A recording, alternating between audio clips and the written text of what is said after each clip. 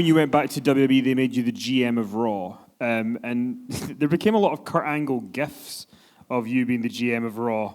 Yes. When Triple H punched me, you know who told me to do that? Vince McMahon. Made an ass out of me too. There's also the bit where I think you forgot one of the lines in the ring, and somebody put like a little spinning head. It was like an Alexa Bliss thing or something. But I mean, what are your memories of doing the GM thing? Because from when you'd been there before, the company had changed a lot. There's so many more writers. What was the experience like? I didn't have as much fun playing the GM as I did when I was involved in the company the prior years. I think it had to do with the writers. They weren't really in tune with my character, and unfortunately, they weren't able to write some great material like Brian Gewertz wrote for me back in 2004, 5, and 6. So it was an adjustment. I had to play more of just a serious GM, and I didn't really enjoy it. I thought being more entertaining and funny. There were a couple times I said some funny stuff, and people were like, "That's the old Kurt Angle," and I wanted that so badly, but they just weren't writing it for me. Well, listen, we've got loads of questions from you guys in the audience. I want to read as many of them out. Thank you for no one asking how big Batista's dick is. I appreciate that you listened to what we. Some of the questions last night. Did you ever have penis envy in the locker room? Anyway, cleaner questions tonight. What was said during your first conversation with Vince in his office when you returned in 2017?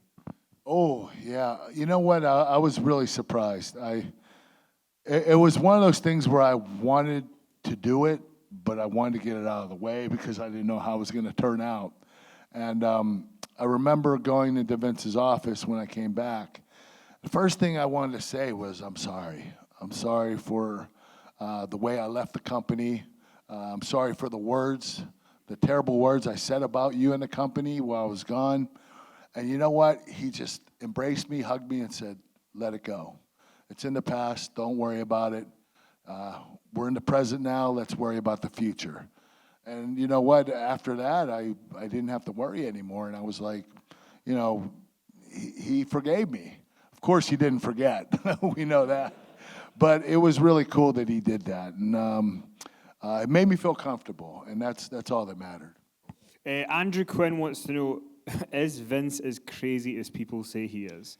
He's crazy. I mean, sometimes he gives me this look like he wants to kick my ass. And, Vince has this way about him that he just likes to, I don't know what it is. I don't know what it is about Vince. He's so complicated. He just does some crazy shit. And to be an owner, a CEO of a company, and to do some of the that he does, it's just like, what the man? Like, you're the boss, man. You can't be doing this crazy stuff. And I don't want to say all the crazy stuff he does because, some of this stuff is more private, but Vince is a very special individual, and he's going to go to hell when he dies.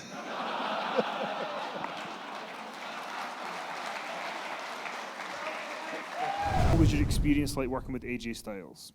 AJ, man, he is without a doubt the most gifted wrestler I've ever been in the ring with. Sean's up there. Sean is the best entertainer, the whole ball of wax. So from looks to charisma to in-ring persona, his promo skills, Shawn Michaels is the absolute best ever. And now I am going to say Chris Jericho is seeping up on him. Chris Jericho, what he's been able to do this late in his career in AEW, he's got to be in that mix by now. But AJ, wow.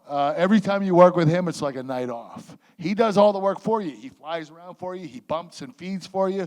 All you have to do is stand in the middle of the ring. And it's like, hey, I got credit for having a 5-star match tonight, and I did absolutely nothing. So, of course, I love wrestling AJ. There's no work to it. And he's such an amazing athlete. The stuff he's able to do in that ring is nothing short of incredible. And to be able to be in that ring with him, I am glad I went to TNA. Having the matches I did with Samoa Joe and AJ Styles, and being able to wrestle Sting for the first time, it was a great experience for me, something I'll never forget. Someone wants to know, it's your dream opponent, who would it be, Bret Hart or Bryan Danielson? Bret Hart or who? Bryan Danielson, Daniel Bryan. Oh, man. I'm going to go old school with Bret Hart, and it's only because I think that Bret Hart laid the groundwork for all the wrestlers that you see today. I think that he showed what was really important, and that's the wrestling and the technique.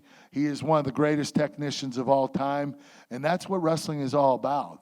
And yeah, you can do all crazy-ass stunts all you want, but the crazy-ass stunts and the no selling makes wrestling worse. You know, when you're flying around and you're not selling at all, it doesn't make sense.